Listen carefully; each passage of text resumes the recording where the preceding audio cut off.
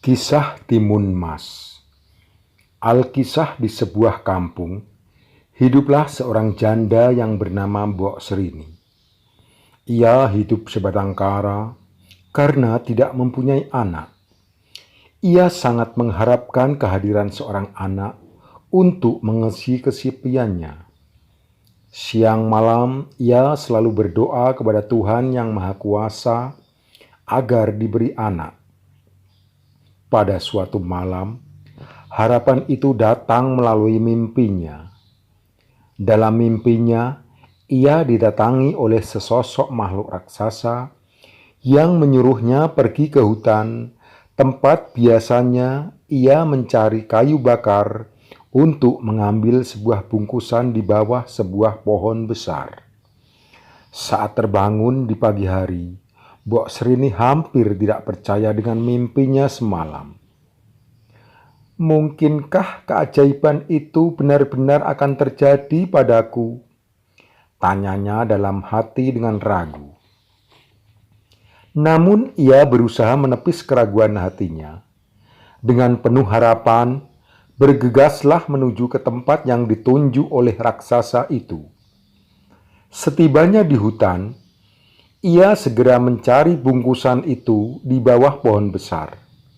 Betapa terkejutnya ia ketika menemukan bungkusan yang dikiranya berisi seorang bayi, tapi ternyata hanyalah sebuah biji mentimun. Hatinya pun kembali bertanya-tanya, apa maksud raksasa itu memberiku sebutir biji timun? Gumam janda itu dengan bingung. Di tengah kebingungannya, tanpa ia sadari, tiba-tiba makhluk raksasa berdiri di belakangnya sambil tertawa terbahak-bahak. Hahaha. Demikian suara tawa raksasa itu. Mbok Srini pun tersentak kaget, seraya membalikkan badannya. Betapa terkejutnya ia karena raksasa itulah yang hadir dalam mimpinya. Ia pun menjadi ketakutan. Ampun, Tuan Raksasa, jangan memakanku. Aku masih ingin hidup, pinta Mbok Srini dengan muka pucat. Jangan takut, hai perempuan tua. Aku tidak akan memakanmu. Bukankah kamu menginginkan seorang anak? Tanya raksasa itu. Benar, Tuan Raksasa, jawab sosok Mbok Srini dengan gugup. Kalau begitu, segera tanam biji timun itu. Kelak, kamu akan mendapatkan seorang anak perempuan. Tapi ingat, kamu harus menyerahkan anak itu kepadaku saat ia sudah dewasa. Anak itu akan kujadikan santapanku, ujar raksasa itu. Karena begitu besar keinginannya untuk memiliki anak, tanpa sadar Mbok Srini menjawab, baiklah raksasa, aku bersedia menyerahkan anak itu kepadamu. Hari demi hari, minggu demi minggu, bulan demi bulan, akhirnya buah timun masak. Mbok Srini memetiknya, lalu membawanya pulang ke gubuknya dengan susah puyah. Karena berat, betapa terkejutnya ia setelah membelah buah timun itu. Ia mendapati seorang bayi perempuan yang sangat cantik. Saat akan menggendongnya, bayi itu tiba-tiba menangis. Oa, oa. Demikian suara bayi itu. Alangkah bahagianya hati Mbok Srini mendengar suara tangisan bayi yang sudah lama dirindukannya itu. Ia pun memberi nama bayi itu Timun Mas. Cup, cup, cup, jangan menangis anakku sayang, Timun Mas, hibur Mbok Srini. Mbok Srini pun bahagia. Perasaan bahagia itu membuatnya lupa kepada janjinya bahwa ia akan menyerahkan bayi itu kepada raksasa itu suatu saat kelak. Pada suatu malam, Mbok Srini kembali bermimpi didatangi oleh raksasa itu dan berpesan kepadanya bahwa seminggu lagi ia akan datang menjemput timun mas.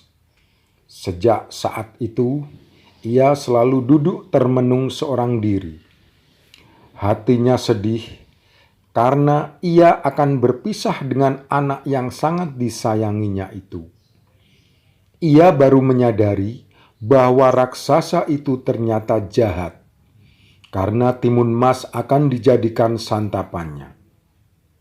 Melihat ibunya sering duduk termenung, timun mas yang sudah beranjak dewasa pun bertanya-tanya dalam hati.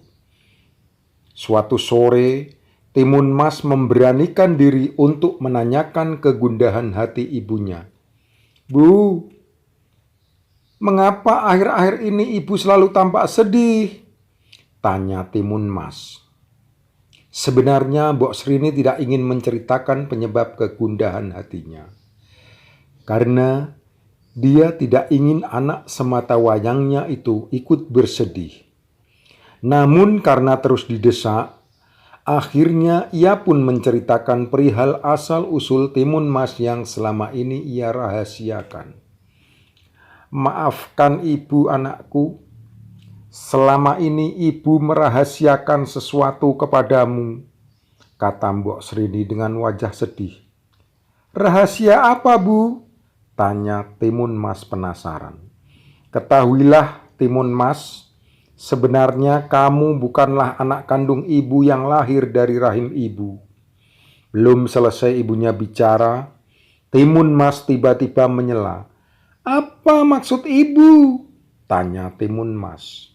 Mbok Srini pun menceritakan semua rahasia tersebut hingga mimpinya semalam bahwa sosok raksasa akan datang menjemput anaknya itu untuk dijadikan santapan. Mendengar cerita itu, timun mas tersentak kaget seolah-olah tidak percaya. "Timun tidak mau ikut bersama raksasa itu, Bu. Timun sangat sayang kepada ibu yang telah mendidik dan membesarkan Timun," kata timun mas.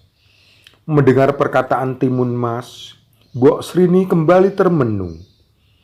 Ia bingung mencari cara agar anaknya selamat dari santapan raksasa itu.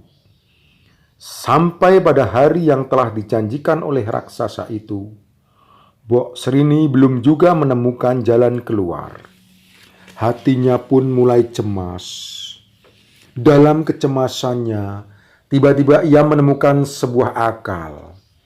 Ia menyuruh timun mas berpura-pura sakit. Dengan begitu, tentu raksasa itu tidak mau menyantapnya. Saat matahari mulai senja, raksasa pun mendatangi gubuk Mbok Srini. "Hai perempuan tua, mana anak itu?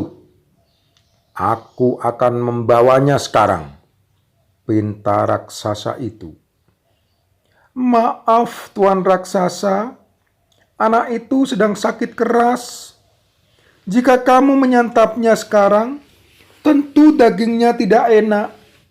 Bagaimana kalau 3 hari lagi kamu datang kemari? Saya akan menyembuhkan penyakitnya terlebih dulu." Bujuk Mbok Srini mengulur-ngulur waktu hingga ia menemukan cara agar timun mas bisa selamat. "Baiklah kalau begitu. Tapi kamu harus berjanji akan menyerahkan anak itu kepadaku," kata raksasa itu.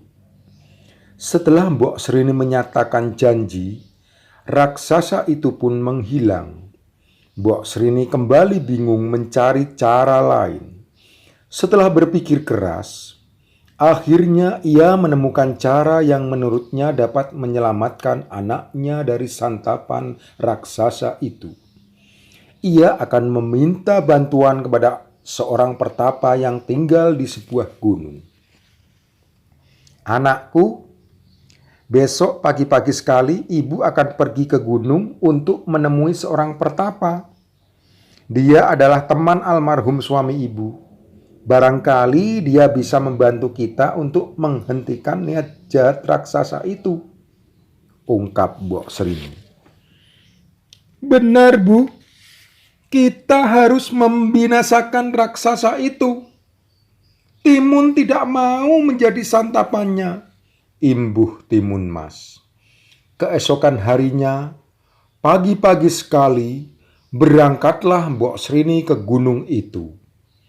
Sesampainya di sana, ia langsung menemui pertapa itu dan menyampaikan maksud kedatangannya.